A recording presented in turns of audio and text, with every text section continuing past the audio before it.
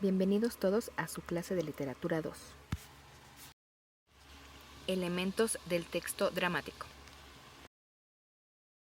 El texto dramático es el documento escrito en el que se encuentran la historia e indicaciones que se deben realizar a cabo en la representación.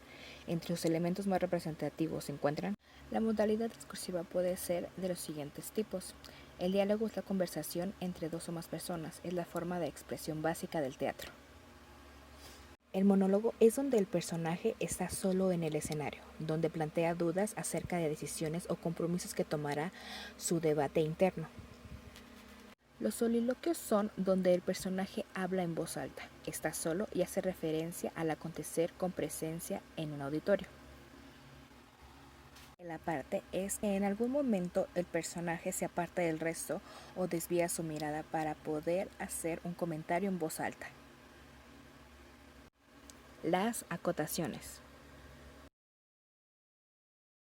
Las acotaciones son indicaciones del autor de la obra acerca del montaje, la actuación, el vestuario, los gestos y el comportamiento. Estos aparecen entre paréntesis. La historia o trama. La historia o trama es lo que relata la obra. Cada texto se hace en función de la dramaticidad y la teatralidad de su época. El espacio.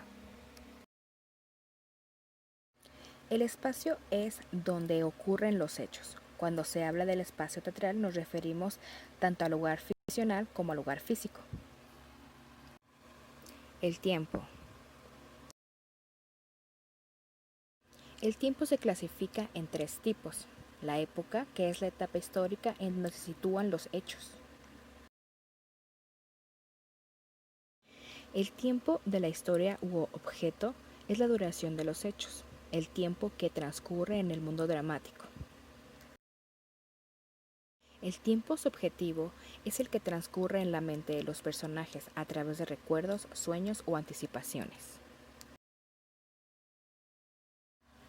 Los personajes.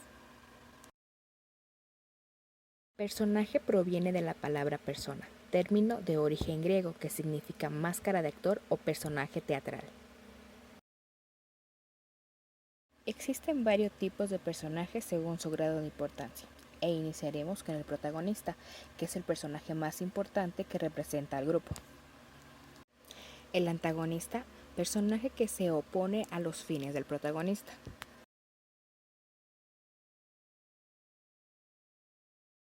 Los personajes secundarios son aquellos que no representan una de las dos fuerzas de conflicto, sino dan apoyo al protagonista o al antagonista.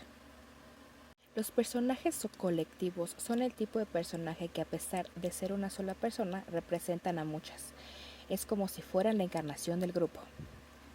Los personajes alegóricos constituyen la encarnación de cosas abstractas que no son personas.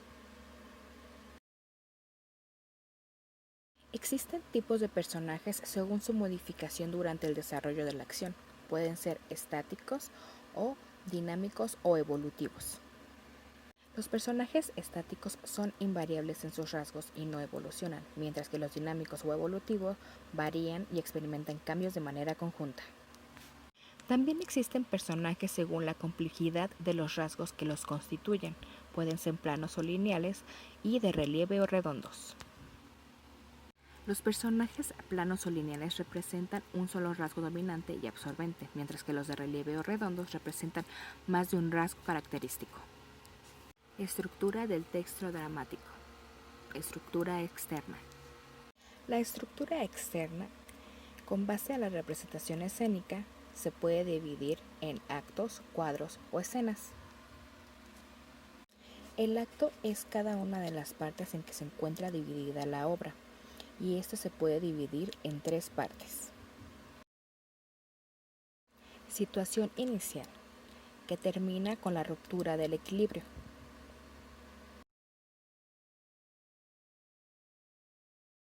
Situación intermedia, se representa el conflicto que sustenta la obra.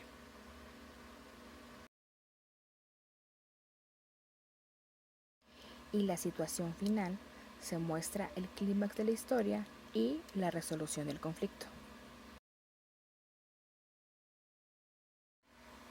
El cuadro. El cuadro, por su parte, indica cambios de lugar mediante la variación de luces que iluminan diversas partes del escenario. La escena. La escena son unidades mínimas de construcción dramática que están marcadas por la entrada y salida de algún personaje. La escena se puede dividir en dos partes: escenas cerradas, que se desarrollan dentro de un escenario cerrado, que es como una caja que tiene una cara abierta, mientras que las escenas abiertas son aquellas que se generan casi al aire libre, mientras el público la está rodeando en 180 grados. Ahora pasaremos a la estructura interna. En la estructura interna encontraremos la situación inicial, ruptura de equilibrio, desarrollo o clímax, desenlace o resolución. La situación inicial por lo general son escenas cortas que aluden a los antecedentes de la obra. La ruptura de equilibrio también es llamado comienzo de la acción y se refiere al momento en el que algo rompe el equilibrio de la situación inicial. El desarrollo es el momento de la obra cuando ya se estableció el conflicto, da inicio a la lucha entre varias fuerzas para lograr la superioridad. Asimismo llega el clímax, que es el momento en el que se presenta la máxima intensidad de la acción de la obra. Por último tenemos el desenlace, que una vez que pasa el punto crítico o clímax, se desarrolla un nuevo orden de equilibrio. Gracias por su atención y nos vemos en la siguiente clase.